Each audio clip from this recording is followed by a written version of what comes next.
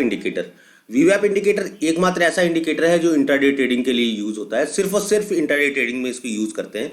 इस वीडियो के अंदर हम लोग वीवैप इंडिकेटर यानी कि वॉल्यूम वेटेड एवरेज प्राइस के बारे में डिस्कस करेंगे। साथ में इसमें इंट्राडे में हम लोग कैसे ट्रेडिंग कर सकते हैं, कौन से टाइम फ्रेम पे इसको हमें यूज करना चाहिए, वो सारी चीजें इस वीडियो में हम लोग डिस्कस करने वाले हैं। अगर आप इस चैनल पर नए आए हैं तो इस चैनल को सब्सक्राइब करना बिल्कुल भी मत भूलिएगा, और अगर ये वीडियो पसंद आता है तो लाइक, कमेंट और शेयर जरूर कीजिएगा। तो वीवैप इंडिकेटर का यूज करने के लिए हम लोग खोलते हैं एक चार्ट। तो यहाँ पे हम लोग एक चार्ट को ले लेते हैं। देखिए, खास बात वीवैप इंडिकेटर के बारे में है जो मैं आपको बता दूं कि वीवैप इंडिकेटर का जो इस्तेमाल है वो इंडेक्स पे नहीं होता है, क्योंकि इंडेक्स में अपना वॉल्यूम नहीं होता है। तो वीवैप का इस्तेमाल हम लोग इंडेक्स पे इस चार्ट पे नहीं कर पाएंगे।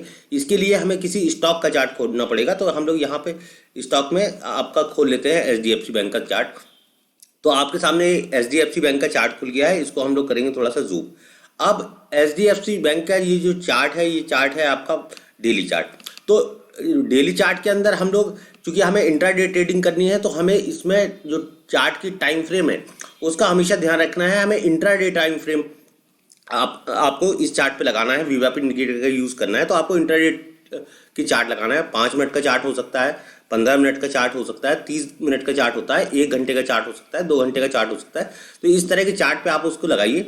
बड़े टाइम फ्रेम पे ये काम नहीं करेगा, डेली टाइम फ्रेम पे या फिर वीकली टाइम फ्रेम पे वीवैप का यूज नहीं होता है। तो हम लोग इंट्राडे के लिए जो सबसे आइडियल टाइम फ्रेम है 15 मिनट का टाइम फ्रेम, वो टाइम फ्रेम यहाँ पे लगा लेते हैं। और साथ में यहाँ पे हम लोग लगाएंगे वीवैप इंडिकेटर। वीवैप इंडिकेटर को लगाने के लिए हम लोग सिंपली इंडिकेटर पे जाएंगे और यहाँ पे हम लोग टाइप करेंगे वीवैप।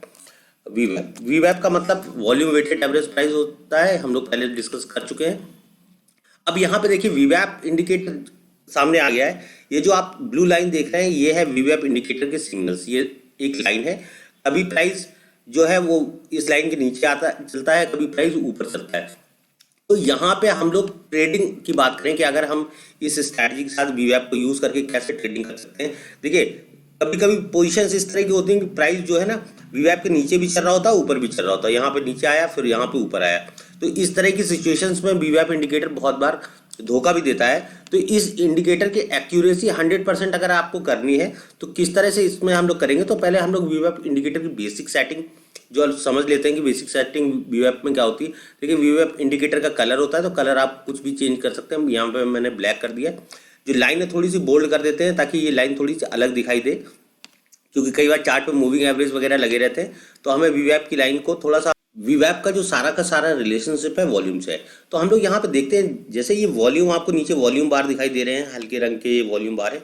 देखिए, यहाँ पे बढ़ता हुआ वॉल्यूम आपको ये दिखा रहा है कि इस स्टॉक में वॉल्यूम बढ़ रहा है। तो एवरेज वॉल्यूम अगर यहाँ पे बढ़ता है, एवरेज वॉल्यूम जहाँ पे भी बढ़ेगा वहाँ पे प्राइस जो है वो वीवैप के ऊपर चलने लगेगा। कि कहने का मतलब ये है कि जो वॉल्यूम है उसमें इंक्रीजिंग है, और यहाँ पे अगर वॉल्यूम डाउन हो रहा है तो प्राइस जो है वीवैप के नीचे चलने लगेगा। जब भी प्राइस नीचे जाता है, वीवैप के नीचे जाता है, तो वहाँ पे हमें स्टॉक को शॉर्ट करना है, मीन वहाँ पे सेल करना है। और जब भी प्राइस वीवैप के ऊपर जाता है तो उस स्टॉक को हमें बाय करना है। लेकिन चूंकि ये फेक सिग्नल्स, कई सारे फेक सिग्नल्स देता है, तो हमें एक्यूरेसी बढ़ानी है। तो इसके साथ हम लोग मल्टीपल इंडिकेटर्स का यूज कर सकते हैं, जिसमें बहुत ही पॉपुलर इंडिकेटर है RSI का। आप इसके साथ RSI का यूज कर सकते हैं। आप इसमें प्राइस एक्शन को ध्यान में रख सकते हैं कि प्राइस एक्शन क्या हो रहा है। आप support and resistance, trend line, ये सारे ड्रॉ कर सकते हैं चार्ट के अंदर। अब यहाँ पे देखिए, यहाँ पे अगर हम लोग चार्ट पे सपोर्ट एंड रेजिस्टेंस ड्रॉ करके ट्रेडिंग प्लान करते हैं, यहाँ पे सपोज करिए यहाँ पे 14 तारीख से 17 तारीख के आसपास का चार्ट है ये। तो यहाँ पे अगर हमें वीवैप से ट्रेड करना है, देखिए यहाँ पे स्टॉक गैप अप ओपन खुला, ओपन हुआ गैप अप, लेकिन यहाँ पे एक हमारा ऑलरेडी एक रेजिस्टेंस बना हुआ था। जैसे हम लोग यहाँ पे देख पा रहे हैं, यहाँ पे एक हमारा रेजिस्टेंस जोन था। इस रेजिस्टेंस जोन के बाद प्राइस गया, एक स्विंग बनाया, और यहाँ पे एक स्विंग बनाने के बाद प्राइस फिर से नीचे आ गया। तो यहाँ पे हमें एक रेजिस्टेंस का हमने ध्यान रखा, साथ में वीवैप का ध्यान रखा कि वीवैप के नीचे है प्राइस, यहाँ पे रेजिस्टेंस जोन है। और साथ में हमने प्राइस एक्शन का ध्यान रखा कि यहाँ पे एक ट्रेंड डेवलप हो चुका था मार्केट के अंदर। तो देखिए, अगर इस तरह का ट्रेंड डेवलप हो गया तो आपको इस पर मल्टीपल ट्रेड यहाँ पे मिल रहे थे। देखिए, ये एक ट्रेंड लाइन यहाँ पे बनी। तो हमें यहाँ क्या क्या पता चल गया, एक तो हमें रेजिस्टेंस एरिया पता चल गया कि ये हमारा रेजिस्टेंस एरिया है। प्राइस गैप अप ओपन खुला है, गैप अप हुआ है, तो इसने इस प्राइस को ब्रेक नहीं कर पाया, सस्टेन नहीं कर पाया, प्राइस नीचे आ गया। फिर उसने एक नया स्विंग बनाया है, तो फिर हमें एक ट्रेंड पता चल गया। और फिर यहाँ ट्रेंड के बाद हमें ये दो ट्रेड, पहला ट्रेड और दूसरा ट्रेड, एक अच्छा ट्रेड आपको यहाँ पे करने को मिला।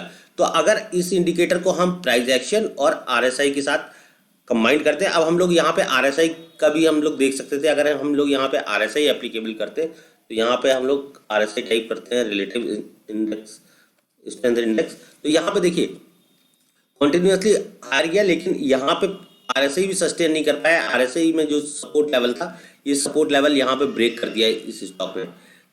यहाँ पे सपोर्ट लेवल ब्रेक किया है। दूसरा, प्राइस उसी लेवल के आसपास तक पहुंचा, लेकिन RSI उस लेवल के आसपास नहीं पहुंचा है। इसका मतलब यहाँ पे जो स्टॉक है ये कमजोर है, VWAP के नीचे ट्रेड कर रहा है। तो यहाँ पे हमें शॉर्ट करने की इसको अपॉर्चुनिटी ढूंढनी है। दोस्तों, ये इंडिकेटर इंट्राडे में हमेशा आपको बड़े प्रॉफिट्स दिला सकता है, बशर्ते आप दो तीन चीज़ों का ख्याल रखें। पहली चीज़ तो है कि आप प्राइस एक्शन का ख्याल रखें, सपोर्ट और रेजिस्टेंस का ख्याल रखें। दूसरा, आप अपने रिस्क रिवॉर्ड और स्टॉप लॉस थ्योरी का जो है जरूर से ख्याल रखें। अगर ये वीडियो आपने नहीं देखे हैं तो इसका मैं लिंक जो है आपको आई बटन पे दे दूंगा। तो स्टॉप लॉस और रिस्क रिवॉर्ड किस तरह से मैनेज करने हैं VWAP इंडिकेटर को यूज़ करते समय, तो वो आपको सारी चीज़ें दिखने को मिल जाएंगी। यहाँ पे देखिए स्टॉक कॉन्टिन्यूसली VWAP के ऊपर ट्रेड कर रहा है। 15 मिनट का चार्ट है और 15 मिनट के चार्ट पे स्टॉक ऊपर ट्रेड कर रहा है। और यहाँ पे हम लोगों को सिर्फ बाय अपॉर्चुनिटी ढूंढनी है कि कहाँ हम स्टॉक को बाय कर सकते हैं। तो कोई भी स्विंग रेड कैंडल्स के बाद अगर कोई ग्रीन कैंडल बनती है और VWAP के ऊपर क्लोज कर रही है, तो निश्चित तौर पे हम उस चार्ट में वहाँ पे बाइंग हम लोगों को मिल सकती है। अब बात करते हैं कि मैक्सिमम कौन से टाइम फ्रेम है जहाँ पे हम VWAP का यूज़ कर सकते हैं।